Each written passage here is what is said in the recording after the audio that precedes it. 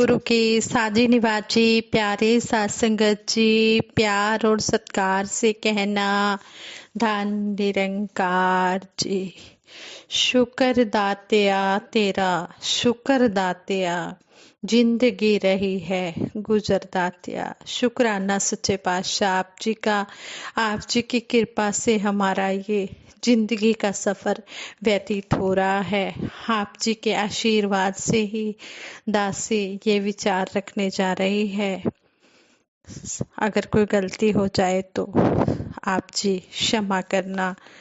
साथ संगत जी कहते हैं एक व्यापारी था, वह बहुत अमीर था। दुर्भाग्यवश वह कुछ दिनों बाद गरीब हो गया और वह व्यक्ति बहुत दुखी होकर एक संत के पास गया और उन्हें अपनी आप बीती सुनाकर रोने लगा। संत बोले, तुम दुखी हो क्योंकि तुम्हारा सब कुछ चला गया है। व्यापारी ने उत्तर दिया, हाँ संत जी, मेरा सब कुछ खत्म हो गया है। संत बोले, यदि यह तुम्हारा था तो उसे तुम्हारे पास रहना चाहिए था, यह चला कैसे गया। व्यापारी यह बात सुनकर चुप रहा। फिर संत ने कहा, क्या जन्म के समय तुम सारा धन अपने साथ लेकर आए थे। व्यापारी बोला, महाराज, जन्म के समय सब खाली हाथ आते हैं, मैं धन कैसे ला सकता था। संत फिर बोले, अच्छा यह बताओ कि मरते समय आप अपने साथ कितना धन ले जाना चाहते हो। आगे से व्यापारी ने कहा, संत जी, आप मजाक क्यों करते हैं, मरते समय तो सब खाली हाथ जाते हैं, तो मैं धन कैसे अपने साथ ले जाऊंगा। संत बोले, जब तुम खाली हाथ आए थे और खाली हाथ जाओगे तो परेशान किस लिए होते हो। व्यापारी ने कहा, महाराज आप सही कहते हैं, परंतु अपने परिवार का पालन पोषण मैं कैसे करूं। संत बोले, जो ईश्वर सबका पालन पोषण करते हैं, सारे संसार को रोजी रोटी देते हैं, सबका पालन पोषण करते हैं, तुम्हारा भी करेगा। तुम विश्वास रखो इस परम पिता परमात्मा पर, पुरुषार्थ करो और यही सुख शांति की प्राप्ति का एकमात्र रास्ता है। व्यापारी को निष्काम कर्म का रास्ता मिल गया और उसके जीवन के जो बाकी दिन थे वह बहुत अच्छी तरह से सेवा सिमरन सत्संग करते हुए गुजरे। साथ संगत जी कहने का भाव यही है कि जितना सतगुरु दे उसी में सबर संतोष करना है और जो भी ये दे रहा है इसका शुक्राना। और अगर हमें कोई वस्तु नहीं भी मिल रही है तब भी इसका शुक्राना, क्योंकि हमारा तो कुछ है ही नहीं। जो कुछ भी है इस सतगुरु निरंकार दातार का है और ये हमें यूज करने के लिए देता है। जिस रंग में भी ये रखे हमने उस रंग में इसका शुक्र गुजार करते हुए अपना जीवन व्यतीत करना है। लेकिन ये बातें तभी समझ में आती हैं जब सतगुरु की शरण मिल जाती है, जब इस सत्य की समझ आ जाती है, सच की समझ आ जाती है। उतर गयो मेरे मन का संसा, जब ते दर्शन पाया। श्री गुरु ग्रंथ साहिब जी में भी यही बताया गया है कि जब सतगुरु की शरण मिली तो इसने हमारी आंखों से अज्ञानता का पर्दा हटा दिया, हमारे मन के सारे वहम भुलेखे खत्म कर दिए। लेकिन कब खत्म हुए, जब सतगुरु का दर्शन मिला।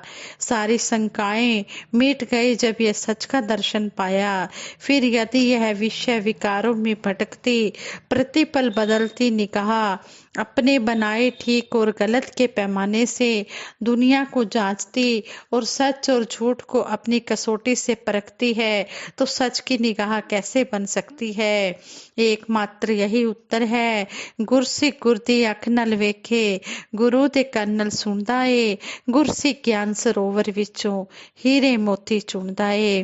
कहते हैं जब ज्ञान सतगुरु की कृपा से जीव को मिल जाता है तो फिर वह गुरु की आंख से ही देखने लग जाता है, गुरु के कानों से ही सुनने लग जाता है।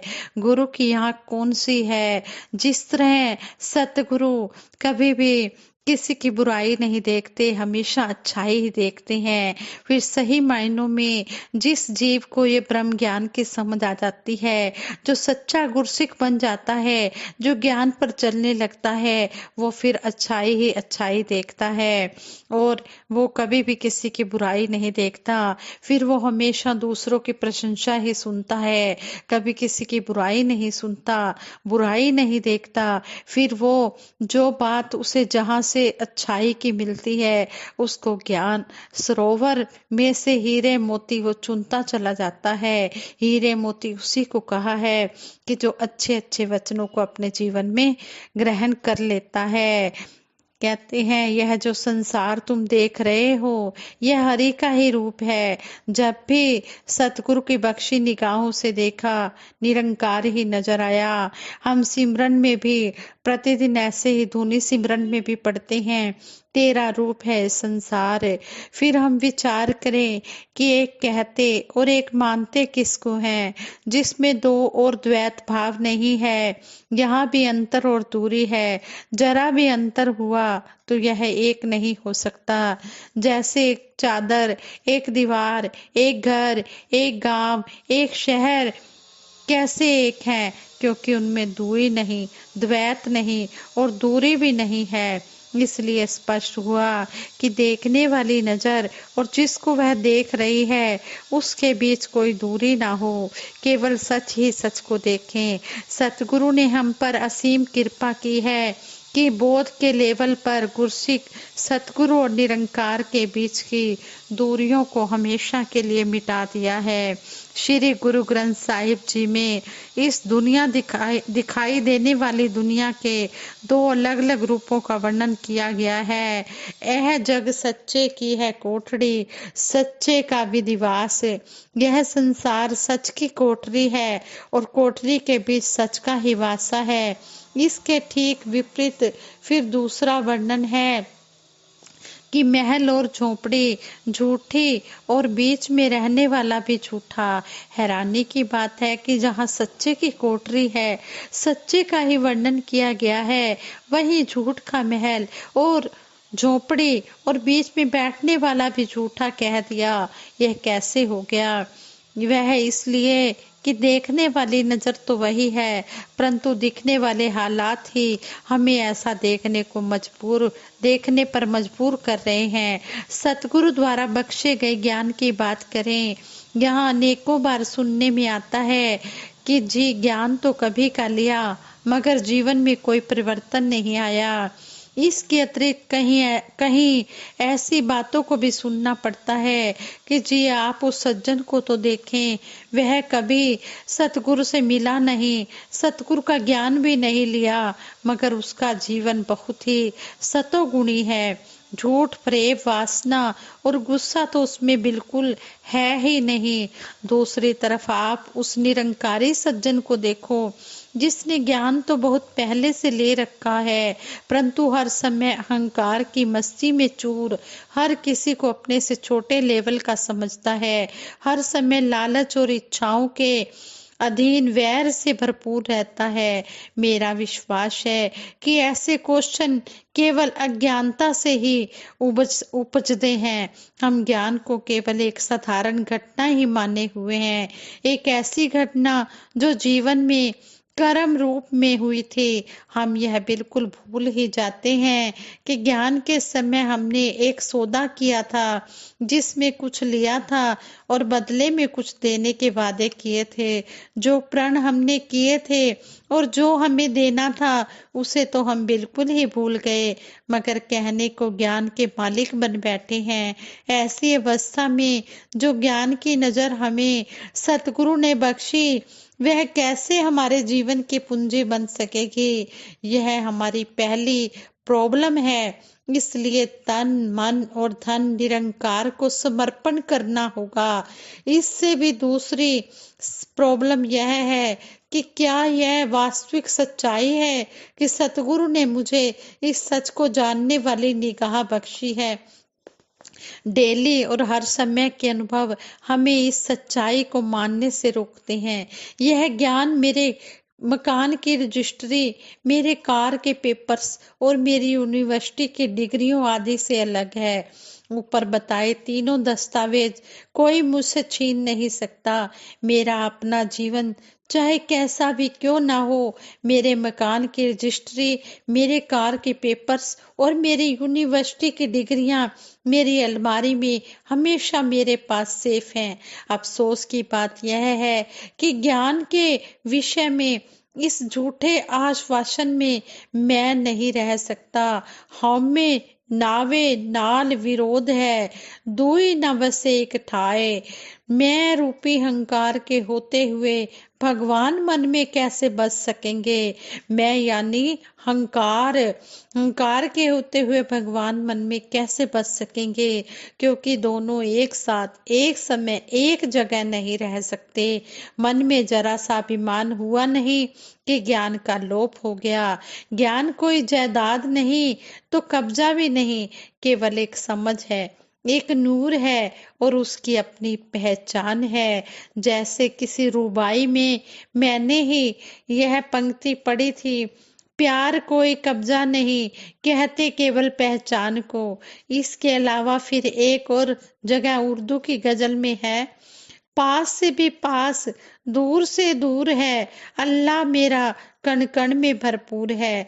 मगर यह कण कण में बस रहा अल्लाह, नजदीक से भी नजदीक और दूर से भी दूर कैसे हो जाता है, क्योंकि पास से भी पास जो सर कदमों में है, दूर से भी दूर जो दिल मगरूर है। इन शब्दों में भी यह बिल्कुल स्पष्ट हो जाता है कि भगवान और अहंकार कभी एक जगह नहीं रह सकते। यह तो बात हुई देखने वाली निगाह की। एक बार फिर दिखाई दे रही दुनिया की ओर देखें। हम मानते हैं कि इस ब्रह्मांड की जो 9 वस्तुएं हैं, सूर्य, चंद्रमा, तारे, पृथ्वी, जल, अग्नि, वायु, आकाश और जीव हैं, अस्थिर हैं। किसी तत्व ज्ञानी से किसी दार्शनिक ने पूछा, इस ब्रह्मांड में क्या ऐसी कोई चीज है जो नहीं बदलती। उसने बस इतना ही कहा, जी हाँ, बदलाव का स्वामी जो कभी नहीं बदलता, ये निरंकार जो कभी नहीं बदलता, ये हमेशा स्थिर है, ये एक रस है, ये अमर है, अडोल है। अब यह फैसला हुआ कि दृश्य और अदृश्य भी प्रतिपल हो रहे बदलाव से नहीं बच सकता। मन को एक बड़ा भ्रम युगों युगों से है। सभी धर्म ग्रंथों और अनगिनत विद्वानों ने एक ही बात बार बार कही है कि यह हमारा शरीर है और इसमें वास कर रही आत्मा परमात्मा की अंश है। कभी हमें इस बात की समझ आ जाए कि शरीर में आत्मा नहीं परंतु आत्मा में ही मेरा शरीर समाया हुआ है। आंखें हमारे देखने की साधन है, क्या सचमुच नाक और कान हमारे सूंघने और सुनने के साधन हैं। सभी बुद्धिजीवी इस सच्चाई से सहमत होंगे कि ज्ञान इंद्रियां आजाद नहीं बल्कि किसी छठी अदृश्य शक्ति के अधीन है। प्रायः हम महसूस करते हैं कि हमारी आंखें खुली जरूर होती हैं मगर हम देख नहीं रहे होते, कान पास होते हैं परंतु सुन नहीं पाते। जब ऐसा होने का कारण पूछे तो बस एक ही उत्तर मिलता है कि जी ध्यान नहीं था। इसका तो साफ मतलब हुआ कि पांचों ज्ञानेंद्रियों, पांचों कर्म इंद्रियों किसी छठी ताकत पर निर्भर हैं। वास्तव में यह प्रभु स्वयं ही इनके संचालक के रूप में छिपा बैठा है। आत्मा भी परमात्मा की तरह एक है, कण कण में भरपूर है और प्रभु की तरह ही आकार से रहित, अचल अटल और अविनाशी है। राज संगत जी, ये विचार करते हुए बहुत सी गलतियां भी हुई होंगी। आप जी उन गलतियों के लिए क्षमा कर देना। और दासी को सद्बुद्धि देना, सद्विचार देना, सद्मार्ग देना। दासी इसी तरह आप जी के चरणों में बैठकर सीखती रहे और आशीर्वाद लेती रहे। साथ संगत जी प्रेम से कहना, धन निरंकार।